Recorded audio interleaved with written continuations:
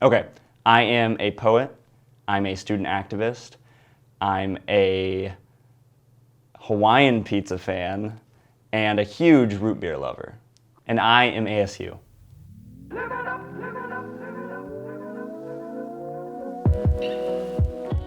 My name's Austin Davis, and I am the founder of AZ Hugs for the Houseless, which is the homeless outreach program for Arizona Jews for Justice.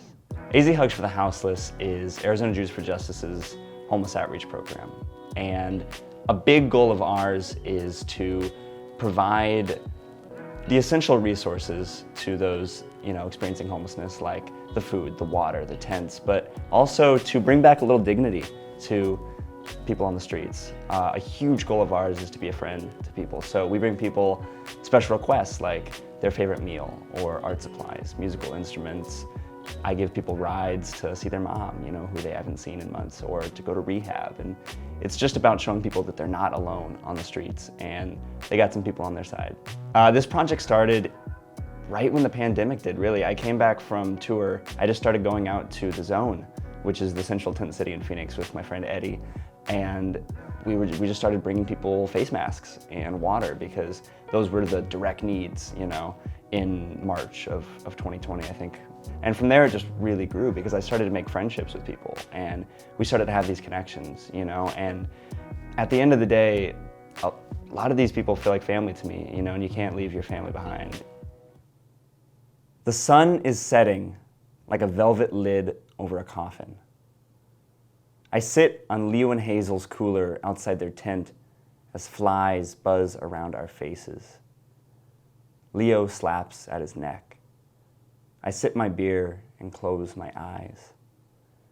People all around us cough and cry and pray for things I can't quite hear. And for a moment, the tent city feels like a living, breathing animal, writhing in pain from what it ate. Leo says they found a dead body in the dumpster last night. A young girl not much older than me, naked and beaten. I open my eyes. The sky is dark purple, and I know that once it's night, the screams of so many will weigh down our ears until our heads are too heavy to lift back up. Hazel stares at a pigeon pecking at a bloodstain in the middle of the street and says she's going to be a veterinarian someday.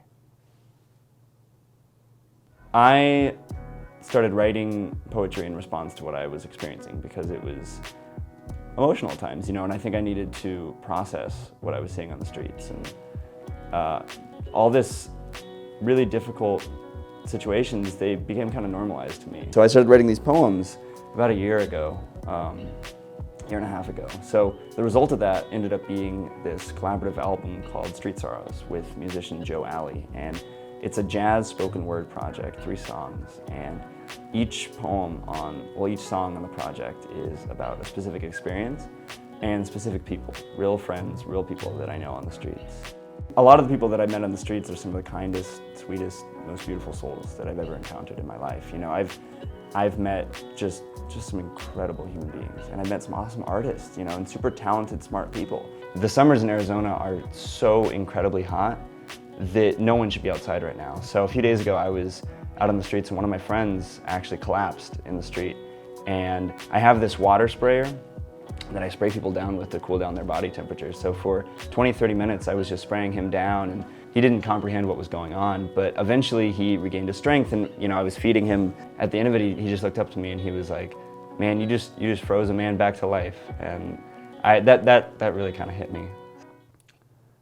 This red and orange bird rising from its ashes is my home. In its belly, our coldest days are a summer night to most. Our language is water, ice, gathering inside a Circle K for air conditioning. 2 bodies dance in the canal. A shot of Tito's chills the bone. So much skin is washed in the gutters and lakes once we're all asleep. Phoenix, where our rooftops are slanted like wings, but the adobe tile is too smooth to lay on and watch the stars from. Phoenix, where we shake hands, laugh about our shared sweat, admire the shapes of cacti, but never look each other in the eye. Phoenix, where the state capital is 2 blocks from the tent city, and wealth and poverty are 2 sides of the same street.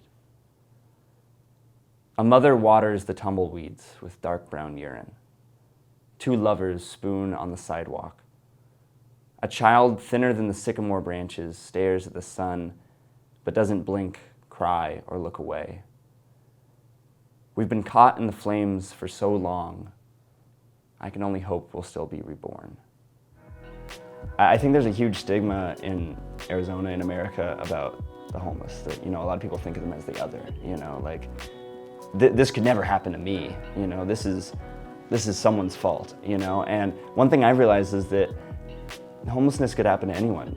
Most people in America are a few bad days away from being sent to the streets. Like one bad hospital bill, a car breaks down. Especially with the pandemic, I've met lots and lots of people who say I'm new to this homelessness thing.